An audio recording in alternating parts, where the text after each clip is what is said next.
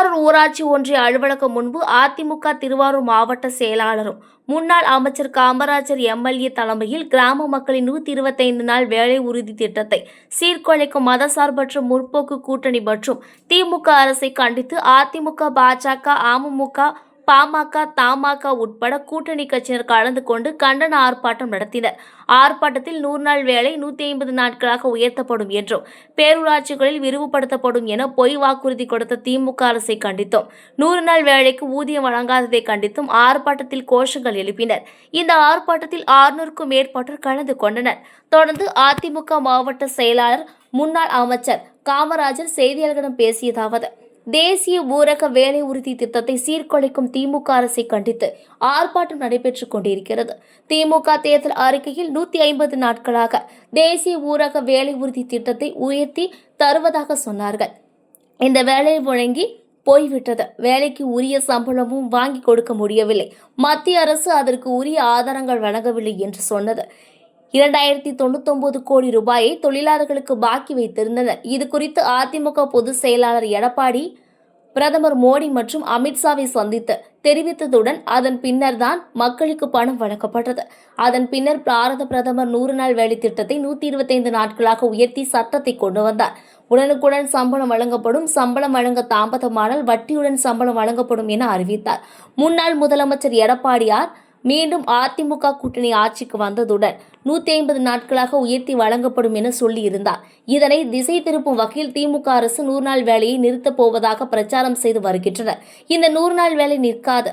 125 நாட்களாக உயர்த்தப்பட்டதை வருங்காலத்தில் 150 நாட்களாக உயர்த்தப்படும் என்பதை மக்களிடத்தில் தெரியப்படுத்தும் வகையில் இந்த பொய்யை தமிழ்நாடு முழுவதும் பரப்பிக் கொண்டிருக்கும் திமுக அரசையும் திருவாரூர் மாவட்டத்தில் 10 நாள் இடங்களில் நடைபெற்றுக் கொண்டிருக்கிறது என தெரிவித்தார். இந்த பொய்யை தமிழ்நாடு முழுவதும் பரப்பிக் கொண்டிருக்கும் திமுக அரசை கண்டித்தும் திருவாரூர் மாவட்டத்தில் 10 இடங்களில் நடைபெற்றுக் கொண்டிருக்கிறது என தெரிவித்தார்.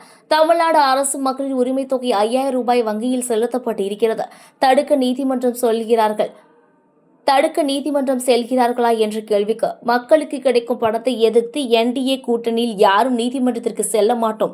வாக்குறுதியை நிறைவேற்றி மக்களுக்கு பணம் கொடுக்க வேண்டும் என்பதுதான் எங்களது நிலைப்பாடு. முதலமைச்சர் தவறாக கருத்தை தெரிவித்து பிப்ரவரி, மார்ச், ஏப்ரல் 3 மாதத்திற்கு பணத்தை சேர்த்து தேர்தலுக்காக கோடை காலத்திற்காக ரூபாய் 2000 என வங்கி கணக்கில் ஏற்றியுள்ளனர். கடந்த ஆண்டு கோடைக்காலம் வரவில்லையா? தேர்தலுக்காக மக்களுக்கு பணத்தை போட்டுள்ளனர்.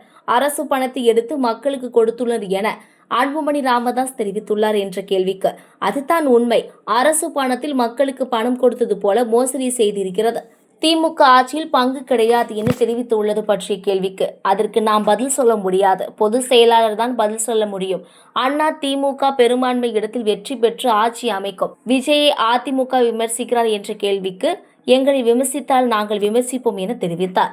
பாரத பிரதமர் மோடி அவர்களையும் உள்துறை அமைச்சர் அமித்ஷா அவர்களையும் சந்தித்த கழகத்துடைய செயலாளர் புரட்சி தலைவர் எடப்பாடியார் அவர்கள் நேரில் செல்லும் பொழுது சந்தித்தார்கள்.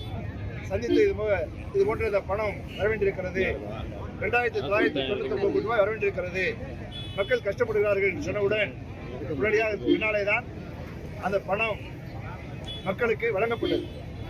ஆனால் அதற்கு பின்னால் மாண்புமிகு பாரதத்தினுடைய பிரதமர் அவர்கள் இந்த வேலை திட்டத்தை 100 நாள் வேலை திட்டத்தை 125 நாட்களாக உயர்த்தி ஒரு சட்டத்தை கொண்டு வந்தார்கள். 125 நாட்களாக 100 நாள் வேலை என்பது 125 நாட்களாக இன்னும் உயர்த்தப்படும். சம்பளம் உடனுக்குடன் வழங்கப்படும். சம்பளம் வழங்குவதில் டிலே என்று சொன்னால் வட்டியோடு வழங்கப்படும் என்று மாண்புமிகு பிரதமர் அவர்கள் அறிவித்து விட்டார்கள்.